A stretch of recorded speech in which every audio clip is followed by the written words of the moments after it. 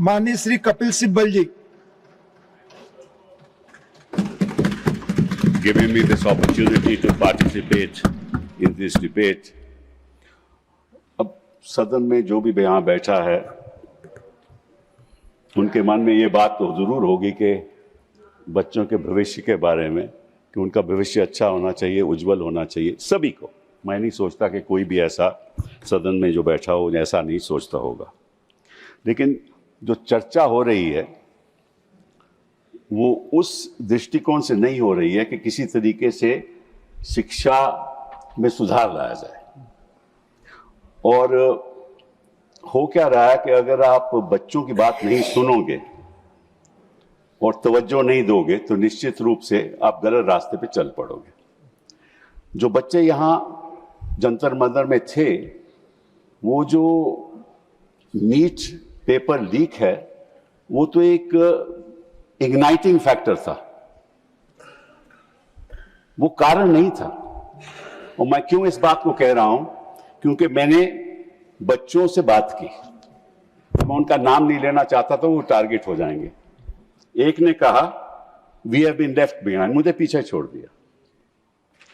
Modi ji take action to secure the next generations future, वो paper leak की बात नहीं कर रहे थे। एक ने कहा मैं नौकरी ढूंढता हूं तो 10,000 से मैं ग्रेजुएट हूं, मुझे 10,000 से ज्यादा मिलता नहीं, मैं करूं क्या।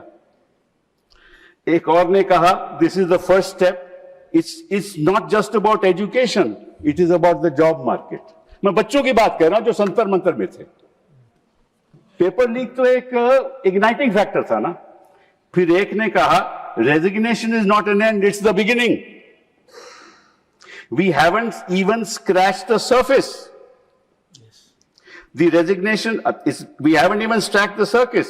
His resignation is not an end, but only the beginning. The movement started by Gen Z must continue until every deserving student in this country gets an equal opportunity based purely on merit. ये ख्याल लाते बच्चों के।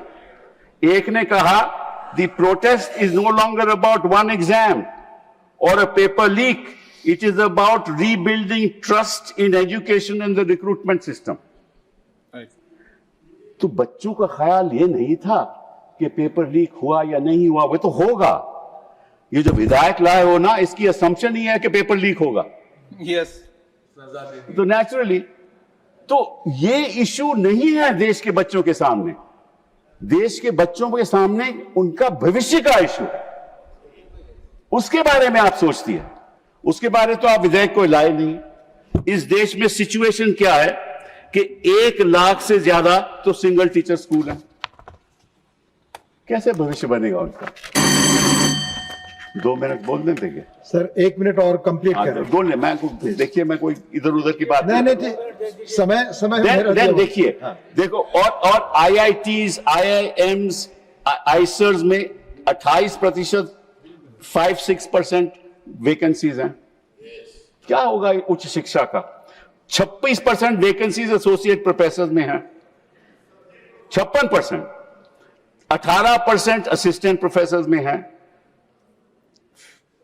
ये कैसे आप उच्च शिक्षा को सुधार कैसे लाओगे? इसका प्रभाव तो बच्चों पे पड़ता है ना। फिर 5,400 वैकेंसीज हैं यूनिवर्सिटीज में, which is more than 15%। 81% of India's children who are enrolled, 81% in higher education, they can't get a job. 40% of faculty positions in these universities remain vacant. conclude now. मतलब कि आपके अध्यापक है नहीं, भविष्य बच्चों का है नहीं, और आप विधायक कह रहे हो पेपर लीक की, और बच्चे कह रहे हैं पेपर लीक से कुछ नहीं होने वाला, सारे ढांचे को सुधारो। यही बात मैं कहना चाहता था, आपने मुझे अनुमति दी। बहुत बहुत थैंक यू। माननीय श्री संजय यादव।